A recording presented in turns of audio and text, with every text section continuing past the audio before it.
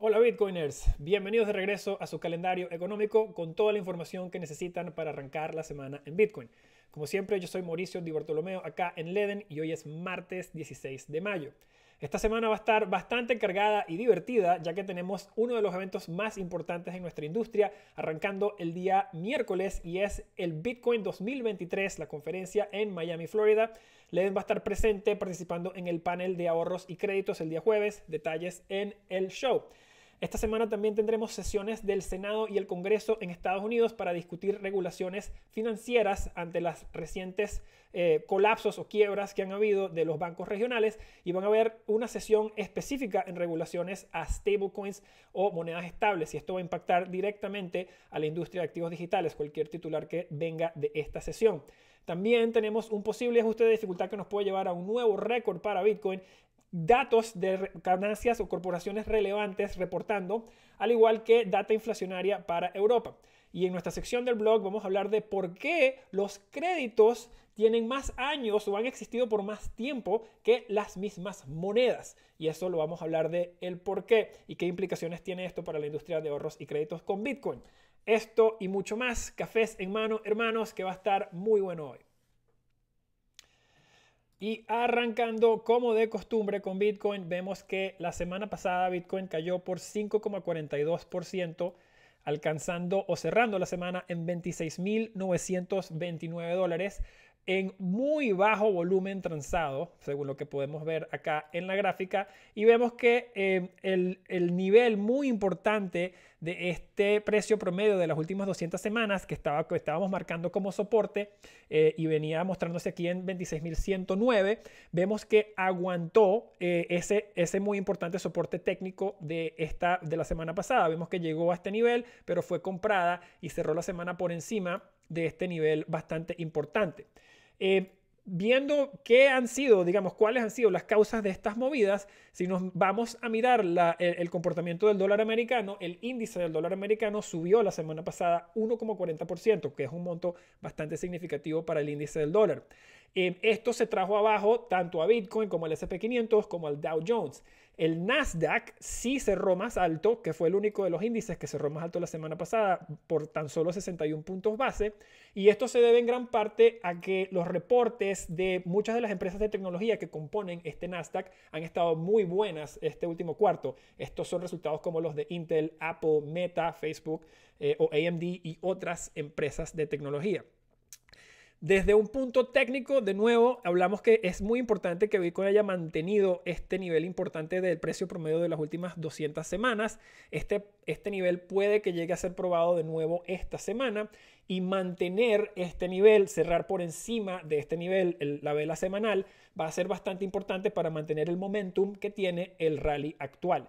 Si este nivel falla, si Bitcoin termina cerrando por debajo de este nivel, el próximo soporte técnico que estaríamos buscando a nivel de precios es este nivel de los $22,000 que vemos que ha sido bastante contencioso en el pasado.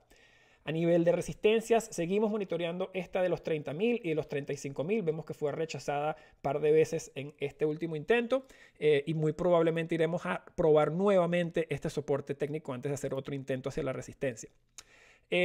Como vamos a cubrir en nuestra sección de qué tenemos por delante esta semana, van a haber anuncios o sesiones muy importantes en el Congreso y el Senado estadounidense esta semana que van a discutir las regulaciones tanto de las monedas estables como de cripto en general. Y un reporte que fue leaked o básicamente fue anunciado antes de tiempo por Forbes dice, como pueden ver en pantalla, que el Partido Demócrata circuló un memorándum que discute un plan secreto para básicamente alterar o impactar bastante la industria de criptos y básicamente tratar de apretar los tornillos aún más. Al parecer, las alegaciones son que se le dio a los políticos antes de esta sesión unos puntos de los cuales tenían que hablar que van acorde con este plan secreto para hacerle un crackdown a cripto. Así que estas sesiones que vamos a ver tanto en la Asamblea, tanto en el Senado, perdón, como en el Congreso, van muy probablemente a generar titulares que van también muy probablemente a impactar los precios y los mercados de criptoactivos. Y hoy en nuestra sección de activos digitales vamos a hablar de por qué los créditos son más viejos que el dinero moneda. Y esto lo vamos a hacer dando un paseo por la historia. En gran parte vamos a dar referencias a este libro que tienen en pantalla que se llama The Price of Time, que lo recomiendo enormemente a quien no lo haya leído. Pero bueno, arranquemos. ¿De dónde vienen los conceptos de créditos e interés? En su forma más básica, los créditos se originaron de la necesidad humana que tenemos de intercambiar cosas con unos con otros. Y el interés viene de la naturaleza. Y explicaremos por qué. De acuerdo con el libro The Price of Time que tienen en pantalla, el concepto de los créditos y intereses es mucho más viejo que el dinero en formato moneda. Los créditos se utilizaron en civilizaciones como Mesopotamia para facilitar intercambios, para facilitar agricultura, para facilitar el crecimiento de ganado. Los intercambios por razones de crédito para cosechas agrícolas, etcétera, se fueron facilitados mucho antes que los intercambios para cambiar un producto por otro. ¿Qué quiere decir esto? Que primero se pidieron créditos para poder cosechar una tierra antes de que se hayan creado transacciones para intercambiar una cosecha por otra. Lo único que se necesita para entrar en un acuerdo de créditos que tenga intereses son, uno, una unidad de cuenta que sea mutuamente acordada. Por ejemplo, si van a hacer maíces, un maíz o 12 maíces o etcétera, que básicamente haya un entendimiento mutuo de cuál va a ser la unidad en la cual se va a medir el producto o el bien. Y la otra es un calendario mutuo o una manera mutua de llevar el control del tiempo. Si estás utilizando más de un activo para el crédito, tendrías que tener también una tasa de intercambio entre un activo y el otro o una manera mutuamente acordada de determinar el valor de un activo versus el otro. No necesitas tener un dinero como tal para entrar en un crédito. Este dinero, formato moneda, vino mucho después en la historia de la humanidad. Hablemos un poco de la naturaleza. La naturaleza es fértil y de manera conceptual una tasa de interés típicamente se deriva de la productividad o tasa de reproducción que tenga el activo o commodity que se está prestando. Le puedes prestar a alguien semillas y esa persona pudiera devolverte la misma cantidad de semillas o más en la próxima cosecha. También le puedes prestar a una persona cabras y esa persona te puede devolver las cabras más los nuevos bebés de cabras que nacieron durante el crédito, y durante el tiempo que tiene el crédito también te puede compartir la leche, la carne, el queso y cualquier otro producto derivado de tener las cabras. Los primeros récords de créditos en Mesopotamia fueron créditos hechos en semillas, ganado y plata. Cada uno de estos productos o bienes tenía una tasa de interés diferente. Entre más producción o más reproducción se le pudiera sacar a la cosecha, o más rápida fuera la tasa de reproducción del animal, más alta era la tasa de interés asociada con esos créditos. Y también la epistemología, básicamente de dónde se derivan las palabras, de muchas palabras de la finanza moderna, también vienen de la naturaleza. El término capital, la palabra capital, viene de la palabra caput, que significa una cabeza de ganado. Y lo vamos a buscar acá es una referencia que hay en este libro, que es una de las más bonitas, que básicamente habla de cómo las palabras que usamos en muchas culturas que respectan a finanzas son derivadas, en efecto, de la agricultura. Bueno, ahorita lo voy a reseñar nuevamente, pero básicamente esto dice que la palabra capital viene de la palabra caput, que significa una cabeza de ganado, y esto en el idioma anglosajón. En Grecia la palabra para interés se decía tokos, que básicamente es lo mismo que decir un becerrito, el hijo o el bebé de una vaca. Y ejemplos existen en muchísimas otras culturas.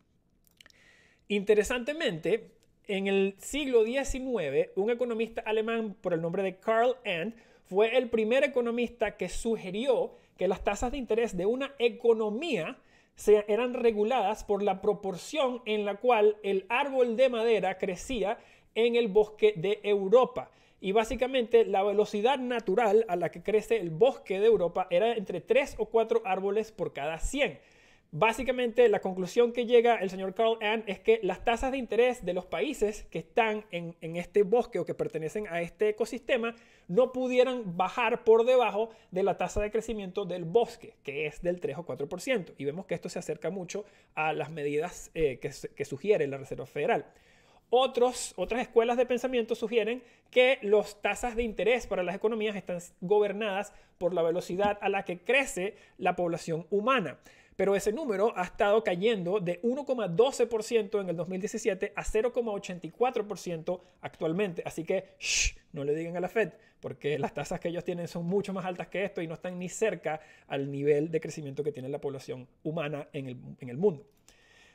Un hecho curioso que no muchas personas saben es que el primer set de reglas que existió en la humanidad, el Código de Hammurabi, que se escribió en 1750 a.C., dice que asienta tasas de interés máximas explícitas para créditos en plata o en trigo.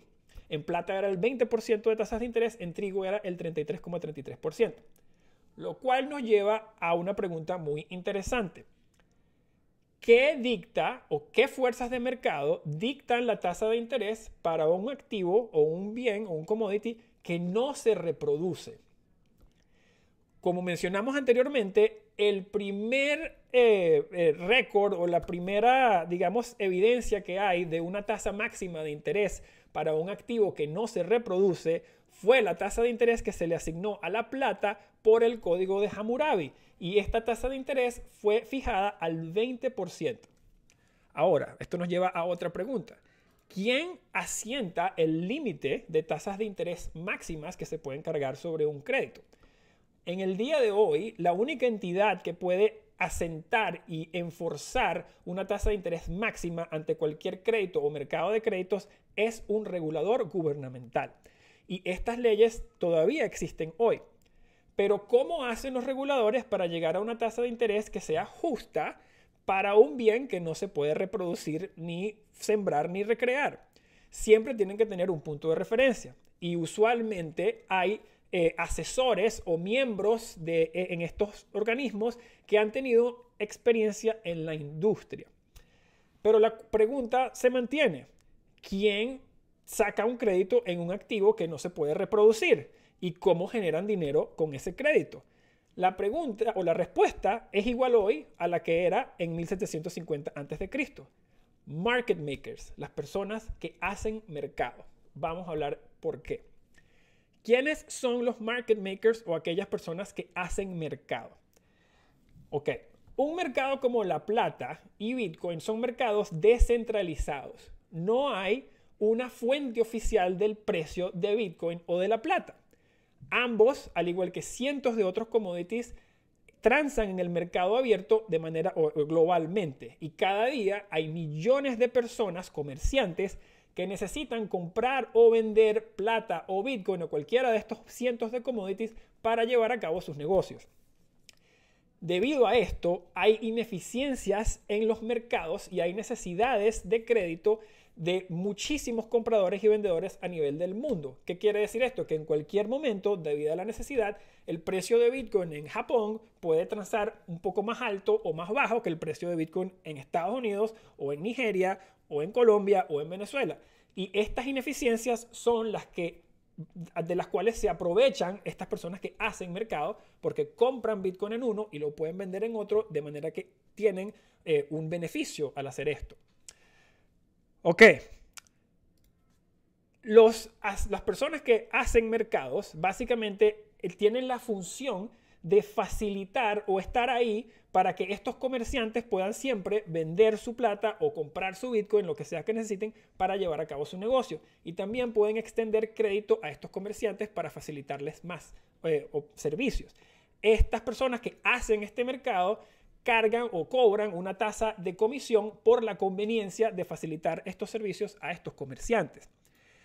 A su vez, el mercado o los participantes o comerciantes en este mercado determinan cuál es o qué tan rica o gruesa puede ser esa tasa de comisión por conveniencia que cobran los market makers.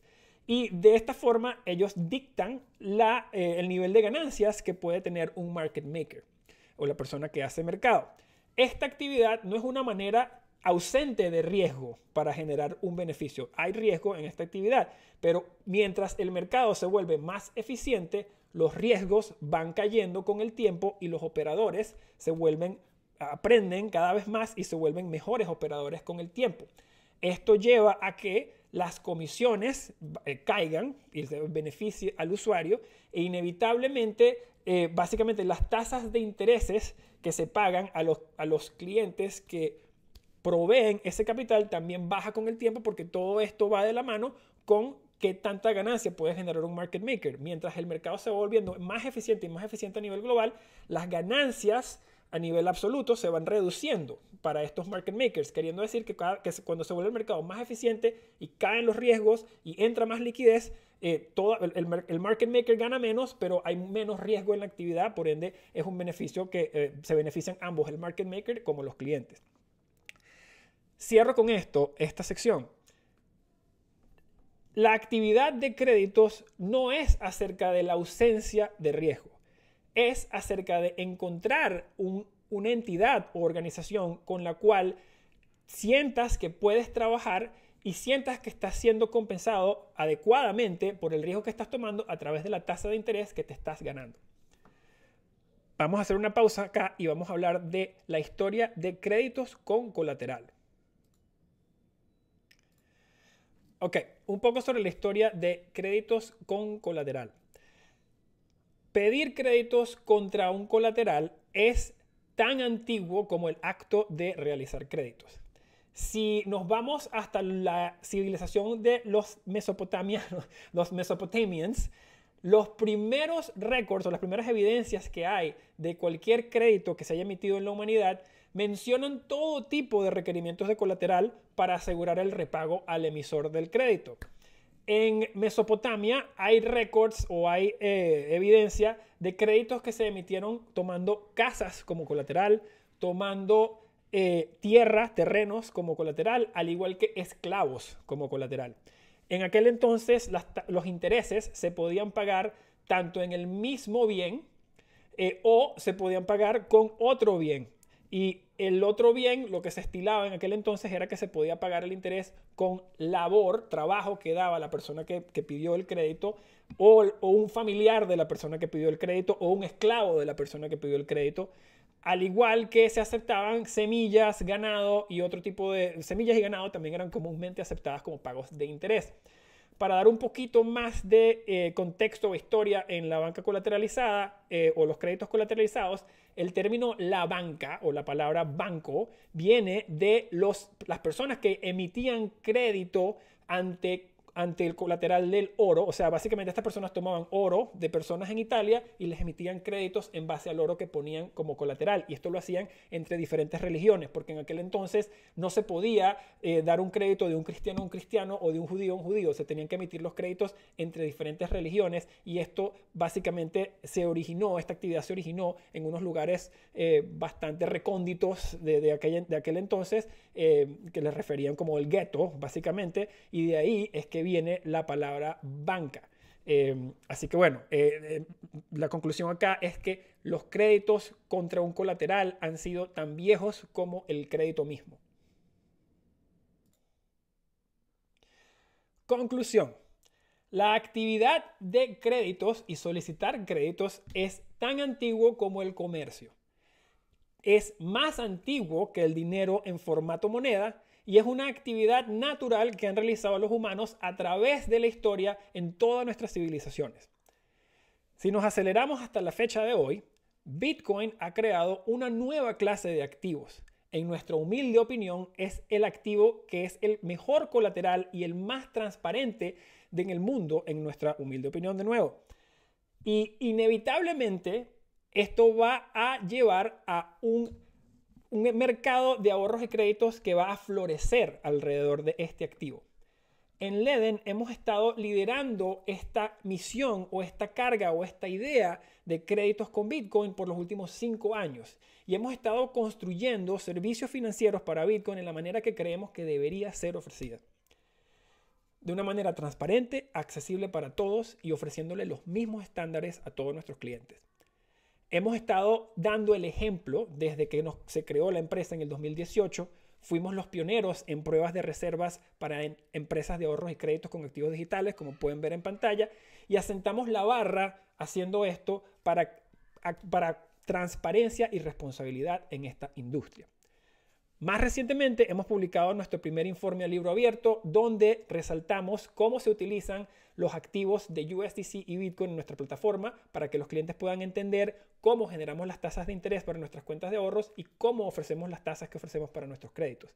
Y también recientemente anunciamos nuestra aprobación regulatoria para nuestra entidad en las Islas Caimán como un proveedor de activos, proveedor de servicios en activos digitales. Esto nos convierte en una de las primeras, sino la primera empresa de ahorros y créditos en recibir esta designación y solo estamos empezando. Cuando estés buscando soluciones financieras para tus activos digitales, asegúrate de que hagas las preguntas correctas. En Leden bienvenimos todas tus preguntas y tu diligencia. Y como siempre cerramos con qué podemos esperar para esta semana. Como les mencioné al principio, esta semana arranca uno de los eventos más grandes en nuestra industria con Bitcoin 2023, la conferencia en Miami, Florida. Vamos a estar presentes en el evento participando en un panel de ahorros y créditos el día jueves a la 1 de la tarde. Detalles en el calendario que tienen en pantalla. También hay una gran probabilidad de titulares a nivel regulatorio para nuestra industria esta semana, ya que tenemos sesiones en el Congreso y en el Senado en Estados Unidos para hablar de regulaciones financieras, que seguramente tocarán el tema de cripto, pero hay una sesión específica para regulaciones de monedas estables el día jueves, que también muy probablemente va a generar titulares e impactar los mercados en nuestra industria. Y por último, cerramos la semana el día jueves con un ajuste de dificultad minera para Bitcoin que nos puede llevar a un nuevo récord. Recuerden que tendremos reportes de ganancias de empresas de la bolsa que pueden ser relevantes para Bitcoin, como lo son dLocal, Walmart, Nubank y otros. Y con esto sí llegamos al final del episodio de hoy. Les doy muchísimas gracias por leernos, escucharnos, mirarnos, lo que sea, que formato que sea. Si disfrutaron algo, si aprendieron algo, les invito a que le den manito arriba, like al episodio, se suscriban a nuestro canal, lo compartan con sus amigos. Y si todavía no tienes una cuenta en Leden, te invito a que aprendas cómo te puedes ganar hasta el 9,5% en tus dólares digitales, al igual que las mejores tasas de intereses en tus Bitcoin. Y tenemos los mejores créditos en la industria en dólares respaldados por Bitcoin si necesitas liquidez y no quieres vender tu Bitcoin. Muchísimas gracias a todos, los quiero mucho y nos vemos en Miami.